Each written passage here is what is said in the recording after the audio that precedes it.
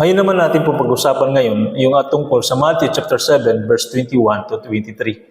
Ang sabi ng Panginoong Hesus dito, I never knew you. Okay? So, let us read all together. Sabi dito, not everyone who keeps saying to me, Lord, Lord, will get into the kingdom from heaven, but only the person who keeps doing the will of my Father in heaven. Hindi daw, sabi dito, hindi daw ang lahat na tumatawag sa Kanya ng Panginoon ay makakapasok sa kanilang langit, kundi yaon lamang na sumusunod sa kalooban ng Ama na sa langit. And verse 22, many will say to me on that day, Lord, Lord, we prophesied in your name, drove out demons in your name, and performed many miracles in your name. Did not we? Sabi dito, maraming magsasabi sa araw na iyon, Panginoon, kami ay nagpropesiya sa pamamagitan ng iyong pangalan at nagpalayas ng mga demonyo sa iyong pangalan at gumawa kami ng maraming milagro sa iyong pangalan at di mo ba nakikita? Okay? And verse 23, ito matindi. Then ang sagot ng Panginoong Hesus sa kanila, then I will tell them plainly, I never knew you. Get away from me, you who practice evil. Wow. So, ibig sabihin, partner, dito sa sinabi ni who practice evil, sumunod naman ito, sabi na, sumunod naman siya sa Panginoon, di ba? Pero ang keyword dito, verse 21, yung makakapasok lamang sa karya ng langit ay yung sumunod sa kalooban ng Amang nasa langit. Ibig sabihin, if you don't obey the will of the Father, okay, the will of the one true God, okay, ay isa pala itong evil sa harapan ng Diyos. What can you say about this? About these passages? Ito kasing bago sinabi ni Christ, ito ay nagtuturo siya about a tree and its fruit, ang puno at ang bunga. Ang bunga. Sabi niya sa verse 15, para makuha po natin yung concept po, yung context ng pinag-usapan. Sabi dito verse 15, watch out for false prophets. They will come to you in sheep clothing, but inwardly they are ferocious wolves.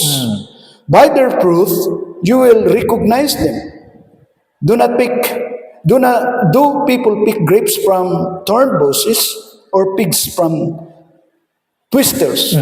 Likewise, every good tree bears good fruit, but a bad tree bears bad fruit.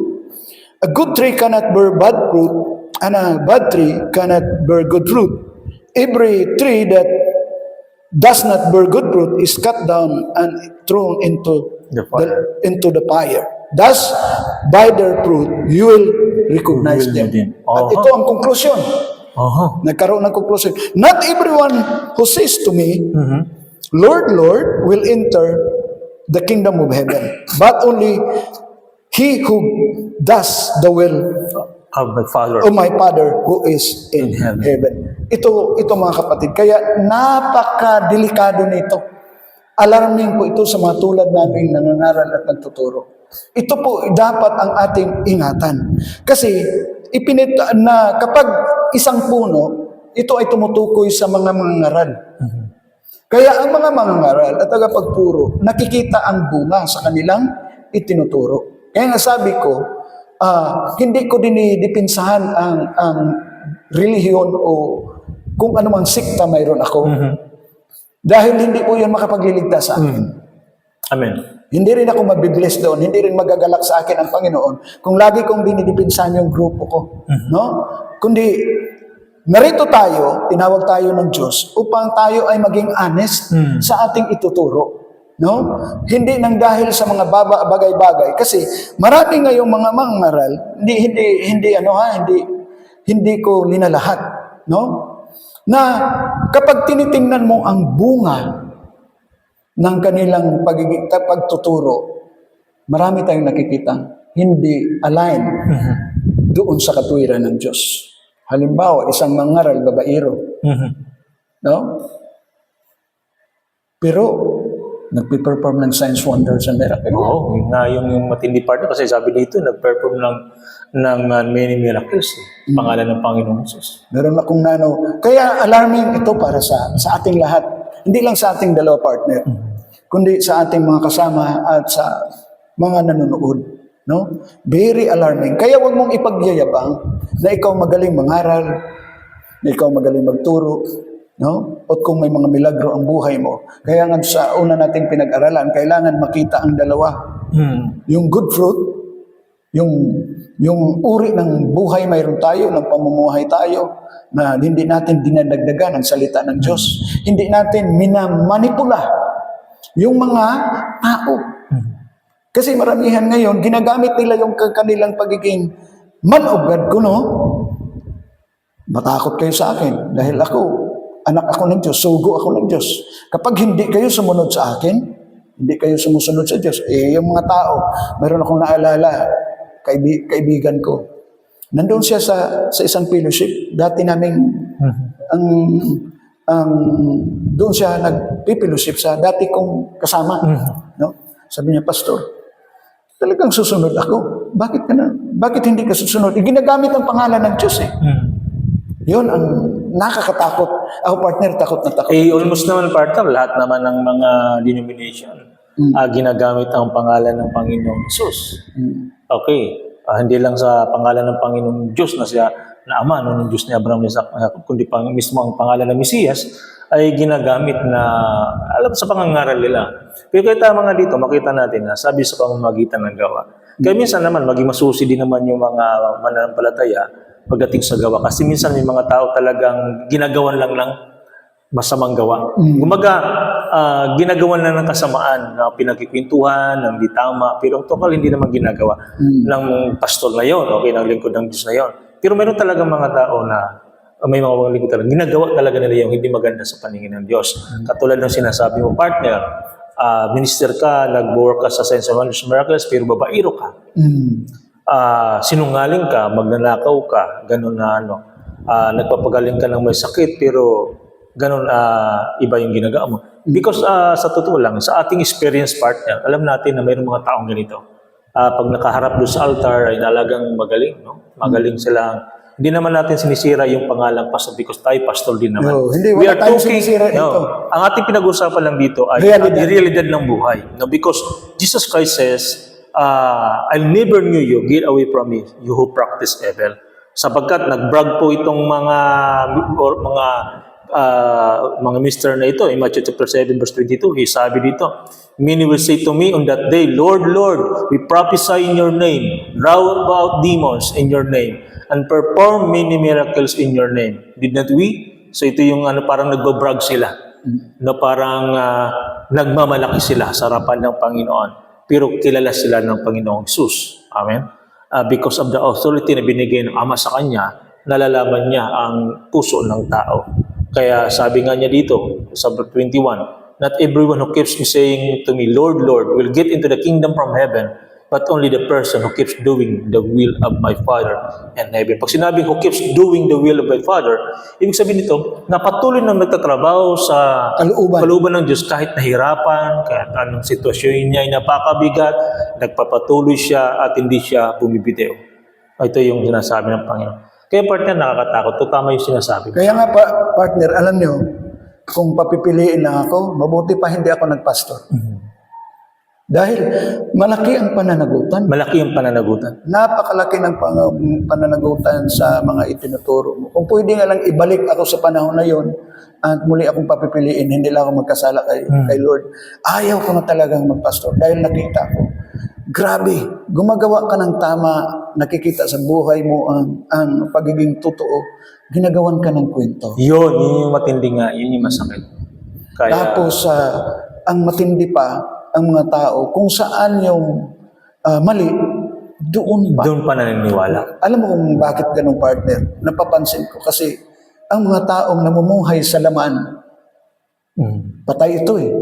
Kaya doon din sila, pinapakinggan din nila yung mga nangangaral ayon sa laman.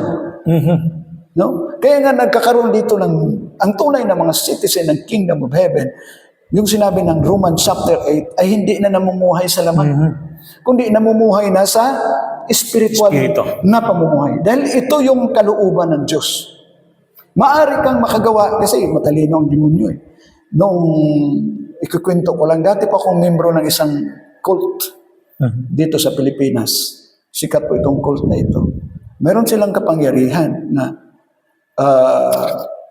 utusan nila yung masamang espiritu na pumasok doon sa isang tao at ang isang tao magkasakit. Pupuntahan nila yun, yung masamang espiritu, palalayasin nila. Naging membro ako doon. No? Mga high school, ano yata. Kaya, nakikita ko yung pagkakaiba ng totoong milagro Sa hindi. sa hindi. Mayroon po ako, kaya siguro hinayaan ng Diyos na mamembro ako sa cult na yun. Kasi nagpapagaling sila, partner na may mga sakit, gumagaling talaga. Then, maraming mga himala ang kanilang nagagawa. No? Siguro, niloob ng Diyos, kaya ako mapasama sa grupo na yon dahil yung ginagawa nila, ginagawa ko rin. Pero nung ako'y tawagin ng Diyos, nagsisi ako at nakita ko yung pagkakaiba ng tunay na milagro at ng hindi. Ang tunay po na milagro, kapatid, ay pinapakita ni Christ. Ako, kapatid, ang naranasan ko, pastor, no? Kapag ako'y naaawa sa isang tao, kapag nandoon yung pag-ibig, yung habag, yung awa, yung sa tingin mo naiiyak ka dahil nakikita mo siya may sakit. Doon mo narinig isang tinig, ipanalangin mo siya. Hindi ako mismo ang nagsasabi, ano mo to, pagalingin mo yan. Hindi. No? Nung gamitin po tayo ng Diyos, isang bisis, dalawang bisis, mayroon pong isang babae doon na hindi ko alam, sabi ng Lord sa akin, sisir ko lang ang milagro na ito. Sabi ko, Panginoon, anong gagawin ko po? Meron akong narinig na tinig, sabi, mag-fasting ka. Nung magtapos ako ng fasting, kinabukasan, sabi ko, Panginoon, anong gagawin ko? Punta ka doon. Yung pala, mayroon siyang babae doon na kakapanganak pa lang at siya ay bingi at talagang malapit na siyang mamatay. Habang ako'y nangangaral doon, no?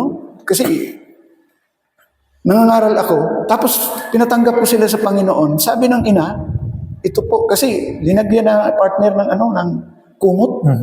Parang linagyan na ng kumot. Hindi ko alam, parang yung pala, kasi nakapalibot sila. May sakit pala yung babae na yun.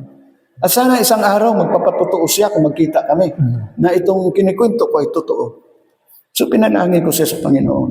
Kasi naawa ako. Nahabag ako eh. Bunga ng pag-ibig at habag. Kaya dahil sa awa na yun, dahil ang Diyos ay pag-ibig, pinagaling. Nung gumaling na siya, sabi ng nanay niya, Pastor, ano po yan? Bingi. Ganun ba bingi? So pinanalangin ko naman. Hinawakan ko yung tainga niya at diniklara ko na siya ay makarinig. Pinagaling po siya ng Panginoon. So, ang palatawag, kasi mayroong mga nagpiperform ng miracle dahil sa kayabangan. No?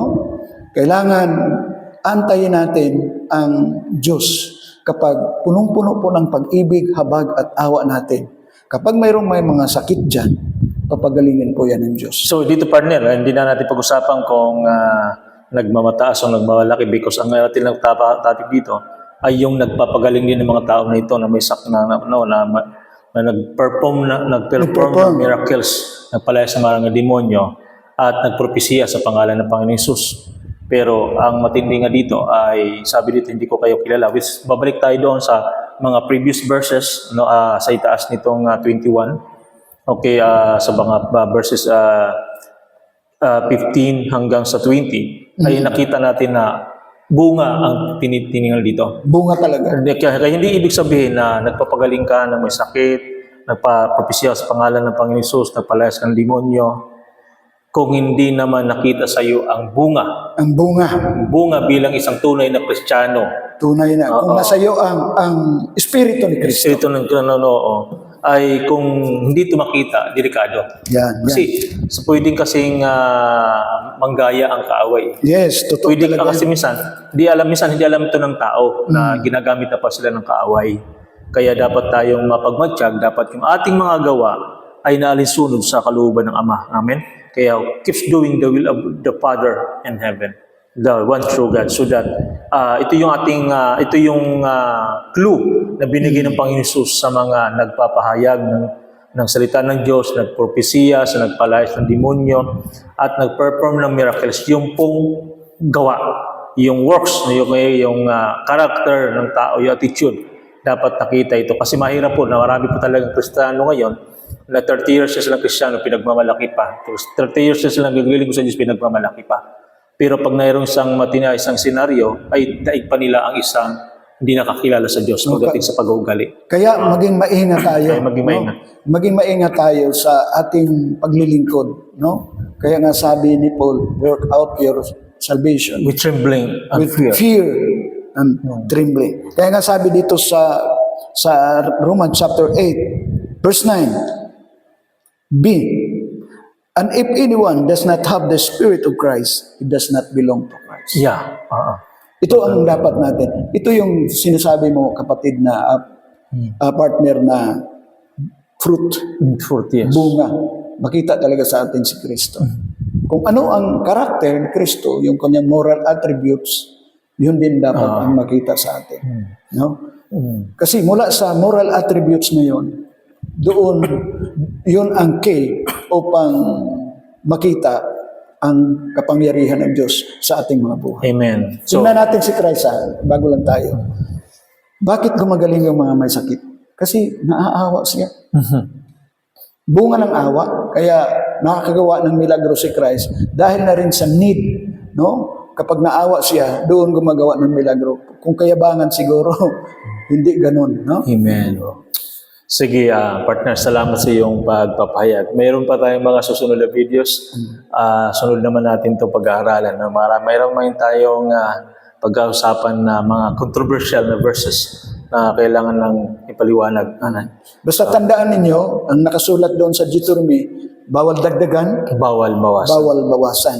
Pagdating sa Revelation, bawal dagdagan, Bawal bawas. bawal bawasan. Kaya ang aim natin sa pangaral, walang dagdag, Walang bawas. walang bawas. Hindi po ito eleksyon na dagdag bawas. Amen. Kaya muli po, magpapaalam po kami muli sa inyo. Kung nga po si Pastor Bongtaya at ang aking partner ay si Pastor Reiner, Tarayo at kami po sabay-sabay magsabi, the gospel of the kingdom.